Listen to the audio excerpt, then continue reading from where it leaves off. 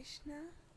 आज हम स्टार्ट करें नमकीन डबल रोटी का परिशिष्ट सेकेंड हरिदास ठाकुर की कथा।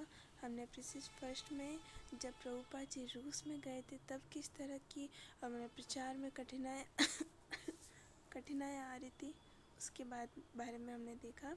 आज हम स्टार्ट करते हैं हरिदास ठाकुर की कथा। सारांश तथा टीका राधा दामोदर दास द्वारा। हरिदास ठाकुर, जिन्होंने आज से 500 वर्ष पहले मुस्लिम परिवार में भारत के भुवाना नामक गांव में जन्म लिया था, चैतन्य महाप्रभु के अवतरण से पहले ही कृष्ण भक्तों का संग करके सदा भगवान के पवित्र नामों का जप करते थे। उस समय सारी मानव जाति को आध्यात्मिक क्षेत्र में कोई रुचि नहीं थी और वे शरीर के भौतिक सुख में ही डूबे रहते थे। उपदेशक लोग भी नाम संकीर्तन और ग्रंथों का प्रचार भी नहीं बताते थे। इस निराशापूर्ण स्थिति से दुखी होकर कृष्ण भक्त अकेले में मिलते और छिपकर तालियां बजाकर संकीर्तन करते थे। हरिदास जी की भौतिक सुख से कोई आकर्षण नहीं था और भगवान कृष्ण का पवित्र नाम उनके मुख से लगातार निकलता रहता था। इससे उनके मुखमंडल पर असाधारण कांति छाई रहती थी। वे हरिनाम से उबते नहीं थे और इस प्रकार महानामामृत में डूबे रहते थे। हरिनाम कीर्तन में नाचते रहते थे। साधारणतया लोग उनके नेत्रों से बहती लगातार अश्रुधारा देखने इकट्ठे हो जाते थे। भगवान के प्रति प्रेम में झरने वाले आंसू की धारा उनके शरीर को पूरा भिगा देती थी। बहुत से कठोर व्यक्ति भी उनके इस व्यवहार से प्रभावित हो जाते थे। स्थानीय मुस्लिम काजी जिनसे जलने लगा और उनसे वहाँ के राजा से शिकायत कर दी। यह व्यक्ति हिंदुओं जैसा व्यवहार कर रहा है, उसे आप पकड़वा कर कठिन से कठिन दंड दे। पापी काजी के जलन भरे शब्दों ने पापी राजा के मन पर तुरंत असर किया और उसने हरिदास ठाकुर को गिरफ्तार करवा दिया। श्री कृष्ण की दया और कृपा से उन्हें उस मुस्लिम नवाब से डर नहीं था। हरिनाम का जप करते हुए वे नवाब के समक्ष प्रस्तुत हुए। पहले ही बहुत से भक्तों को गिरफ्तार करके कारावास में डाल दिया गया था और वे यह जानकर कि हरिदास ठाकुर भी आने वाले हैं, वे प्रसन्न हो गए। वे सोचने लगे कि उनके आने से उनके सब दुख दूर हो जाएंगे। जब हरिदास ठाकुर को कारावास में लाया गया तो उन्होंने सब बंदियों पर एक प्रेम भरी नजर डाली। उनके लंबे हाथ 2 घुटने तक जाते थे। उनके कमल नयन और उनकी शशि समान व्यक्तित्व से सब प्रभावित हो गए थे। उन लोगों ने उस संत के प्रति बहुत सारा सम्मान जताया। हरिदास ठाकुर ने इससे बहुत प्रसन्न होकर उन्हें आशीर्वाद दिया, जैसे हो वैसे ही रहो। परंतु वे बंदी उनके आशीर्वचन नहीं समझ पाए और उन पर क्रोधित हो गए। कुछ एक ने सोचा कि हरिदास उनको श्राप दे रहे थे। हरिदास ने उनकी नासमझी समझ में आ गई और उन्होंने उनसे कहा, मैंने तुमसे जैसा हो वैसा रहने को कहा, परंतु तुम लोग निराश मत हो। मैं तुम्हारे दुर्भाग्य की कामना कभी नहीं करूँगा। मैं चाहूँगा कि तुम्हारी कृष्ण भक्ति सदा बनी रहे। अभी से ही कृष्ण नाम जपते रहो और उनकी लीलाओं को याद करते रहो। मैं नहीं चाहता कि तुम लोग हमेशा कारावास में ही रहो, परंतु मैं यह चाहता हूँ कि तुम लोग भौतिक सुखों के आकर्षण से छूट जाओ। भगवान के पवित्र नामों के मंत्र जप करो। मेरा आशीर्वाद तुम्हें तुम्हारी वर्तमान दयनीय स्थिति से मुक्त कराने हेतु था और निश्चय करना कि तुम लोग भगवान कृष्ण के प्रेम रस में मस्त रहो। मैं सबको प्रेम की नज़र से ही देखता हूँ और सबके लिए मंगल कामना ही करता हूँ। तुम लोग उदास न हो, एक दिन तुम अवश्य ही कारावास से मुक्त हो जाओगे। मैं भगवान से प्रार्थना करता हूँ कि तुम सबने न डिगने वाली भक्ति और प्रेम प्रकट हो। चाहे तुम कारावास में हो या जंगल में हो या अपने घर में हो, तुम आध्यात्मिकता में उन्नति करो और कृष्ण भगवान के विषय में ही सोचो। वे हरिदास राजा के सामने प्रस्तुत हो गए। उन्हें व्यक्तिगत भक्ति और अलौकिक तेज से राजा भी प्रभावित हुआ। वो उनके सम्मान में खड़ा हो गया तथा उन्हें बैठने को आसन भी दिया। राजा ने हरिदास से कहा, तुम्हारे ऊपर कैसा पागलपन आ गया है। तो उत्तम सौभाग्य के कारण ही तुम मुसलमान के घर में जन्मे, तुम हिंदू जैसा व्यवहार क्यों करते हो। हम तो हिंदू के हाथों का हुआ चावल भी नहीं खाते, फिर भी तुम अपनी उच्च जाति से छोटे हिंदू क्यों बनते हो। स्वयं की जाति और उच्च जन्म को भूलकर किसी और का धर्माचरण करना अच्छा नहीं होता। तुम ऐसे मुक्ति प्राप्त करने की आशा कैसे कर सकते हो। हरिदास ठाकुर ने उत्तर दिया, मेरे प्रिय श्रीमान, सब जीवित प्राणियों का भगवान एक ही है। हिंदू भगवान और मुस्लिम भगवान में केवल नाम का अंतर है।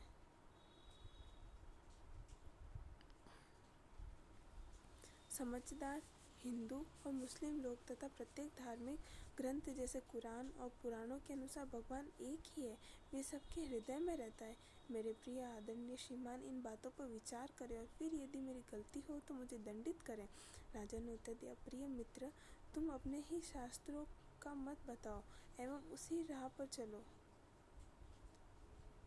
तब तुम्हें किसी से भी डरने की आवश्यकता नहीं है।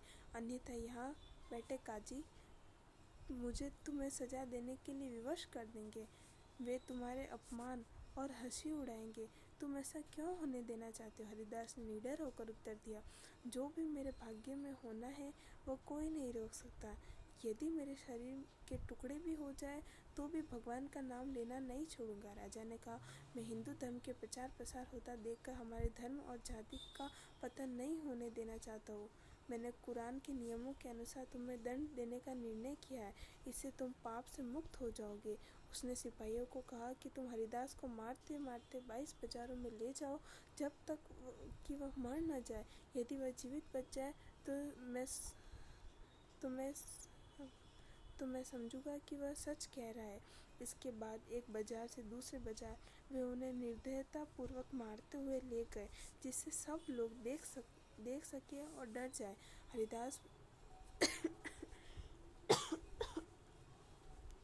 हरिदास भगवान के पवित्र भक्त और आत्मा थे, इसलिए परमपिता परमात्मा उनकी सतत रक्षा करते रहे। वे भगवान के ध्यान में इतना डूबे हुए थे कि उन्हें कौड़ों की मार का आभास भी नहीं हो रहा था। इस भारी प्रक्रिया में हरिदास की भावना उन सिपाहियों के प्रति दया की ही थी। उन्होंने भगवान से प्रार्थना की कि इन गरीब सिपाहियों पर दया करें, जिससे कि मेरे कारण उन्हें नर्क न जाना पड़े। अंत में वे सिपाही आश्चर्यचकित हो गए। वे सोचने लगे, कैसे कोई व्यक्ति इतनी मार सह सकता है। कोई भी साधारण व्यक्ति तो इस मार से 2-3 बाजारों में ही मर जाता था। हमने तो इन्हें लगातार 22 बाजारों में कोड़े मारे थे। इसके बाद भी न तो उन्हें मार के दर्द से हुआ और न उनकी मृत्यु हुई। कभी कभी वे हमारी ओर हंस कर देख लेते थे। उन्होंने यह परिणाम निकाला कि उन्हें एक सत्पुरुष होना चाहिए। उन्होंने कहा, अरे हरिदास, तुम्हारे कारण हमें अवश्य दंड मिलेगा। जब काजी यह देखेगा कि इतनी मार खाकर भी आप जीवित हैं, तो वह हमें जान से मार देगा।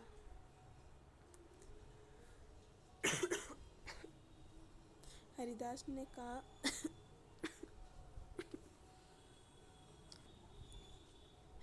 ने कहा, मेरे जीवित रहने से यदि तुम्हें दुर्भाग्य का सामना करना पड़ता है तो मैं अपना शरीर छोड़ देता हूँ।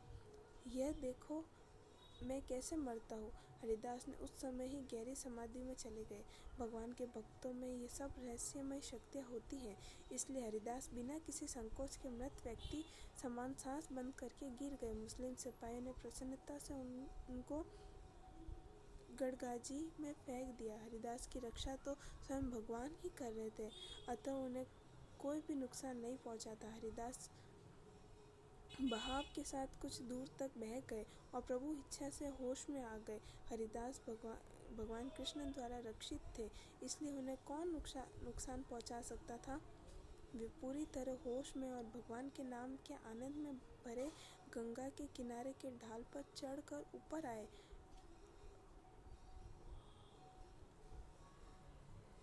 और राजा के महल की ओर चल दिए।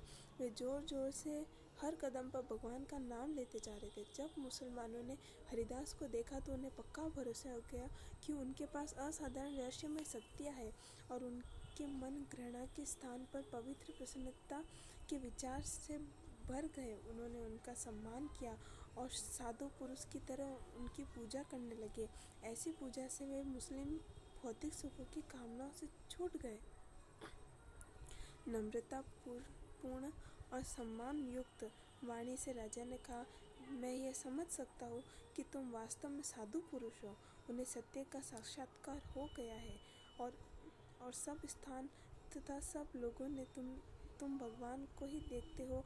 मेरे अपराधों के लिए जो मेरे द्वारा तुम्हारे प्रति हुए हैं, मुझे क्षमा कर दो। हरिदास ठाकुर ने राजा को क्षमा कर दिया और फिर वे मस्ती से हरिनाम जपते जपते नाचते गाते चले गए। बहुत से लोग उनकी पवित्रता के कारण उनसे प्रभावित हो गए। हरिदास ठाकुर ने अपनी स्वयं की मृत्यु का अभिनय करके सिपाहियों को दंडित होने से बचाया। हरिदास ठाकुर ने मन की भावना का विस्तार सिपाहियों के भौतिक लाभ हेतु भी था। वह किसी प्रकार से धर्म विशेष को स्वीकार करवाने तथा उन सिपाहियों के दार्शनिक दृष्टिकोण तक ही सीमित नहीं था। न ही हरिदास ने प्रताड़कों को मिलने वाले कष्ट को, उनके माया से भ्रमित होने की बात को अस्वीकार किया और न ही उनको उनके कर्मों के फल के भुगतने की संभावना से दंड देने वाले के प्रति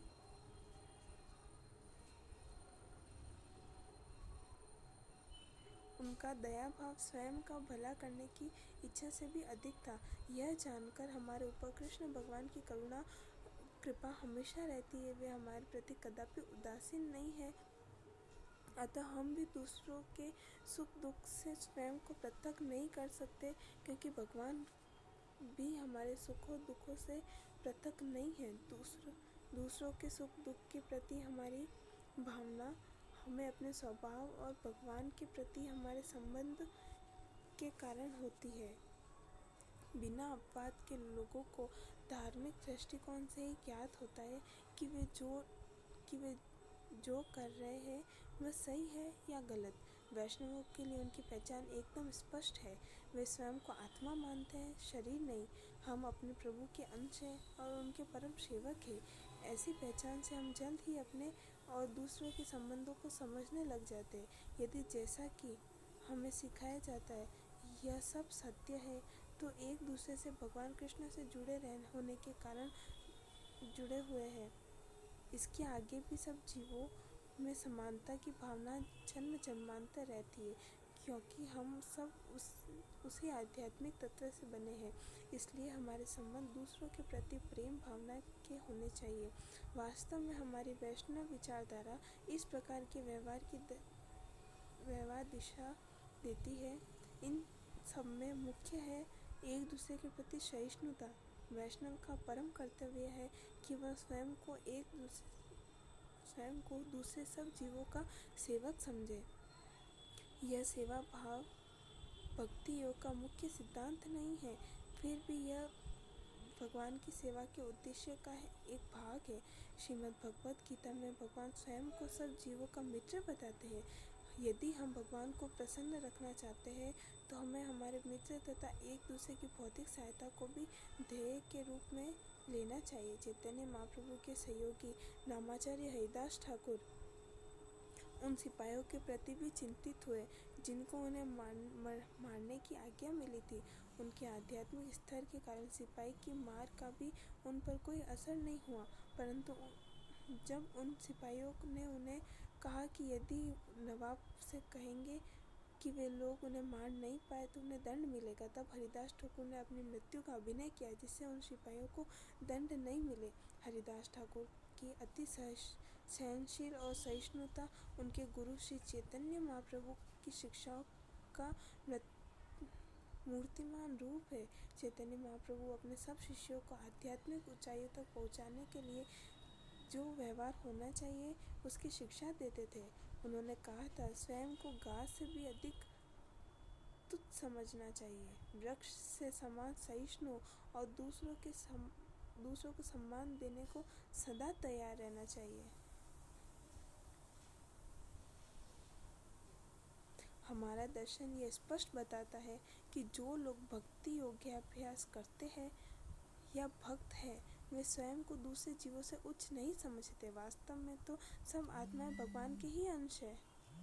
भगवत सेवा सब जीवों का परम कर्तव्य है। कुछ जीवात्माएं भौतिक श्रम में ही उलझे रहते हैं।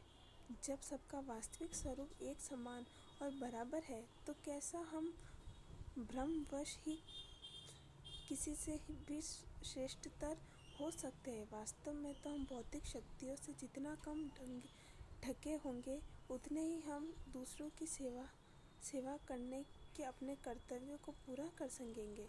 हमें दूसरों के अधिक से अधिक भले के लिए चुना गया है। कृष्ण भगवान की सेवा में लोगों को लाने हेतु उन्हें अपने शब्दों से आकर्षित करना चाहिए और हमारा उदाहरण उनके समान प्रस्तुत करना चाहिए। इस प्रकार हमें समाज की सेवा का संलग्न उसका एक शुभ चिंतक सदस्य बनना चाहिए, अन्यथा हम किनारे पर रह जाते हैं और वैष्णव संदेश को सुनाने में असमर्थ हो जाते हैं। वैष्णव का दर्शन और व्यवसाय संसार के दूसरे बड़े धर्मों के दर्शनों से कुछ अलग नहीं है।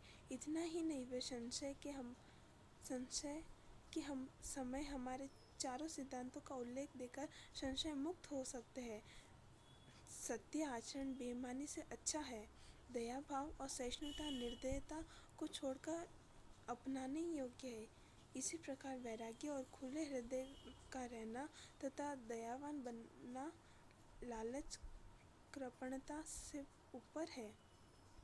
इधर उधर गंदगी से सामान बिखेरना, जो कि अपने को मिली सुविधाओं का ही सही उपयोग कर पाना के कारण है कि उपेक्षा स्वच्छता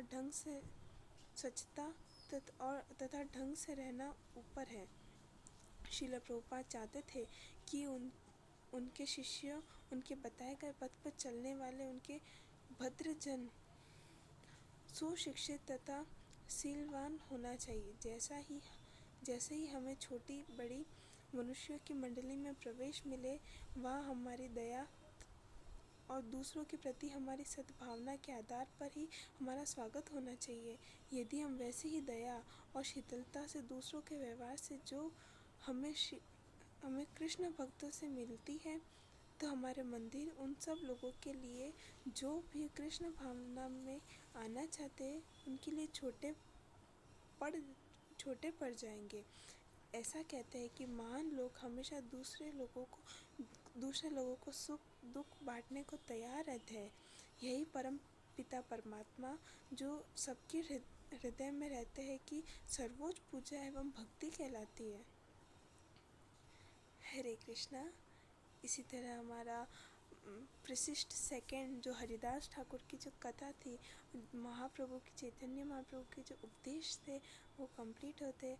आज की हमने इस चैप्टर में देखा कि किस प्रकार हरिदास ठाकुर का संघर्ष था कि उन्होंने मुस्लिम परिवार में जन्म लिया और वो कृष्ण भक्त थे। वो हर समय हर क्षण वो हरिनाम में मतलब डूबे रहते थे।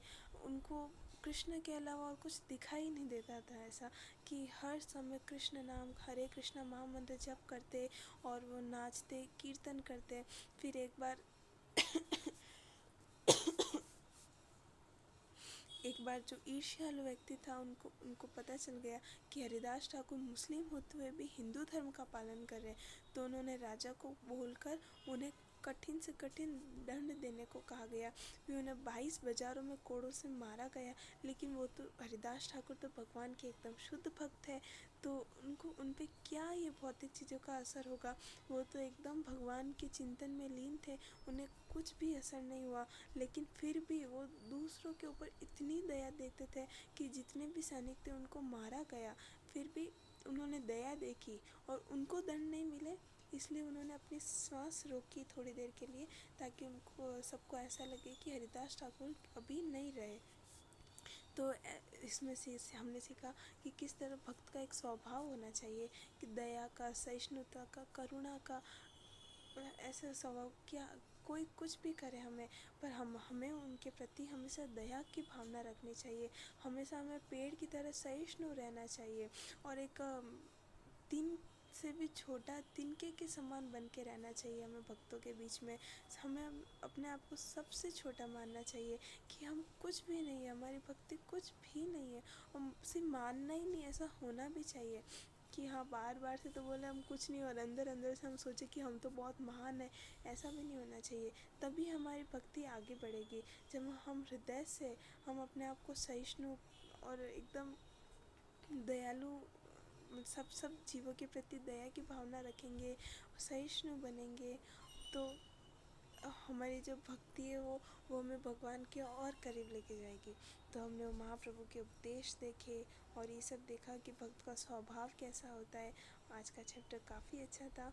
अभी हम आगे रीड करते हैं भूतपूर्व सोवियत यूनियन के कुछ महान भक्तों के नाम। जो सोवियत के जो पहले जो भक्त थे उनके नाम आई थिंक 70 के आसपास भक्त थे, तो आप देख सकते हैं। पहला अनंत शांति दास, अंशु दास, अद्वैत आचार्य दास, कमल भक्त दास, अलाला नाथ दास, आनंद चिन्मयी देवी दासी, आर्मेन सरकियसियान, अच्युत प्रिय दास, आत्मानंद दास, अम्बरीश दास,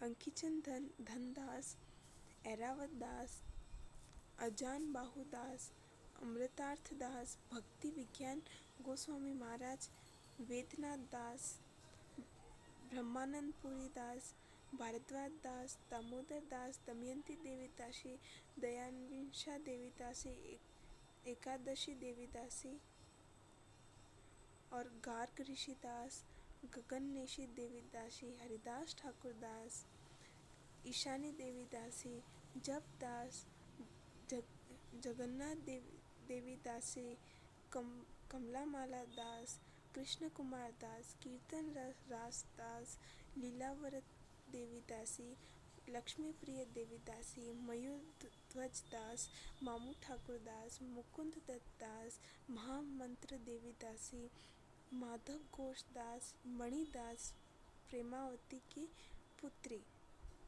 मणिदासी, मार्तियोशियान, नित्यानंद रामदास, प्रेमावती देवी दासी, पर्जन्य महाराज दास, पूर्णमासी देवी दासी,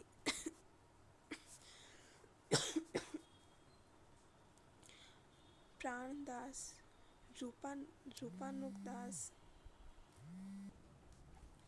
राम भक्त दास, रुक्मणी देवी दासी, रंती देवदास, रंगा देवी दासी, सनातन कुमार दास, शाशाकरी दास, संन्यास दास, शाशु दास, सैनिक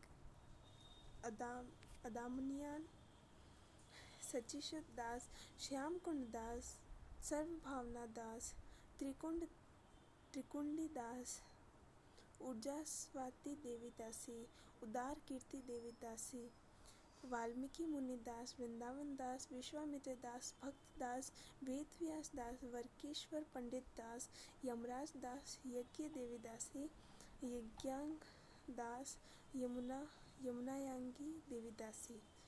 इन सब भक्तों के चरणों में हम कोटि कोटि प्रणाम करते कि इतने महान शुद्ध भक्त, इन्होंने सोवियत में प्रचार प्रसार के लिए इतना संघर्ष उठाया और वहाँ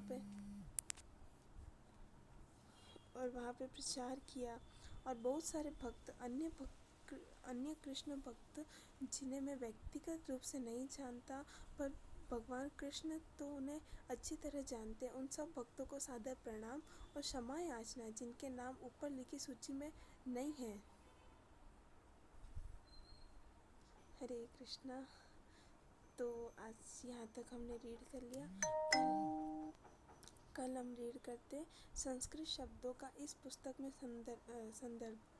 तो अभी तो इतना नहीं है वैसे। फिर प्रभुपाद जी के बारे में आएगा कि प्रभुपाद कौन है, हरे कृष्णा महामंत्र का अर्थ पूरा। हम प्रचार में इतना ज़्यादा ये सहयोग करेगा। जब हम प्रचार करेंगे तो इन्हें याद करेंगे और सभी भक्तों से प्रार्थना करेंगे कि प्रभुपाद जी से प्रार्थना करेंगे कि मैं कुछ नहीं कर रही हूँ, सब आप कर रहे हो। और प्रभुपाद जी के सानिध्य में रह के हमने जो ये सीखा सब कुछ वो हम आगे भी लोगों को बताएं, प्रचार करें, ताकि हमें प्रचार का अवसर मिलेगा, हमें ये सब चीज़ें याद रहेगी। और हम अगर बार बार याद करेंगे तो ऐसे ही बनने का प्रयास करेंगे।